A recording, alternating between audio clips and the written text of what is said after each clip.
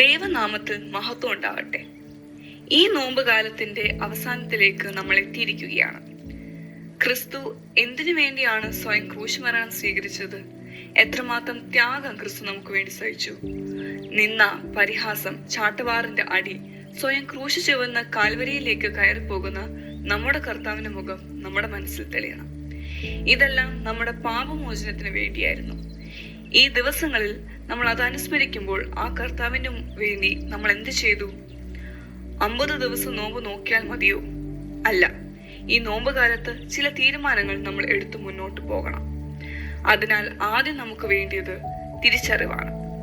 സ്വയം നമ്മൾ ചിന്തിക്കണം. നമ്മുടെ കുറ്റങ്ങളും കുറവുകളും സ്വയം തിരിച്ചറിയുകയാണ് ആദ്യം വേണ്ടത്. പിന്നീട് മറ്റുള്ളവരെ കുറിച്ച് പറയുമ്പോൾ അത് പറയാനുള്ള യോഗ്യത നമുക്കുണ്ടോ എന്ന് പരിശോധിക്കണം.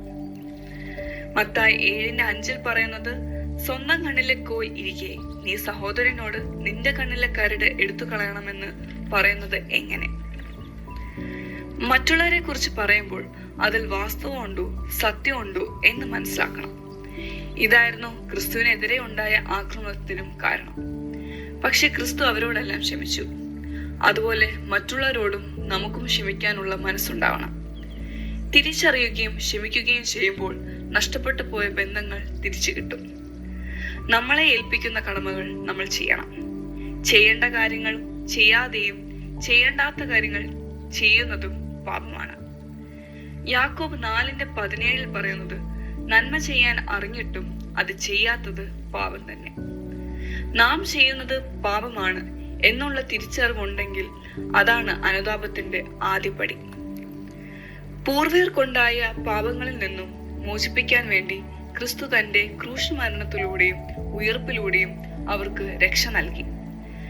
മറ്റാർക്കും ഈ ലോകത്ത് നേടിത്തരാൻ സാധിക്കാത്ത ഈ രക്ഷയുടെ അനുഭവം നമ്മൾ മറന്നുകൊണ്ട് വീണ്ടും വീണ്ടും നമ്മൾ പാപത്തിലേക്ക് പൊയ്ക്കൊണ്ടിരിക്കുകയാണ്. ഈ നോമ്പുകാലത്ത് ഈ രക്ഷയുടെ സ്നേഹം നമ്മൾ മനസ്സിലാക്കി പോകണം. പാപത്തിൽ മുങ്ങി കുളിക്കുമ്പോൾ ആ കാൽവരിയിൽ നമുക്ക് വേണ്ടി യാഗമായവന് ഓർത്ത് ഒന്ന് അനുതപിക്കാൻ നമ്മൾ തയ്യാറാകണം. പാപബോധത്തിലൂടെ ലോകരക്ഷകൻ ത്യാഗം തിരിച്ചറിഞ്ഞു വേണം നമ്മൾ വളരാൻ. ഉത്തരവാദിത്തങ്ങൾ നമ്മൾ മറക്കരുത്.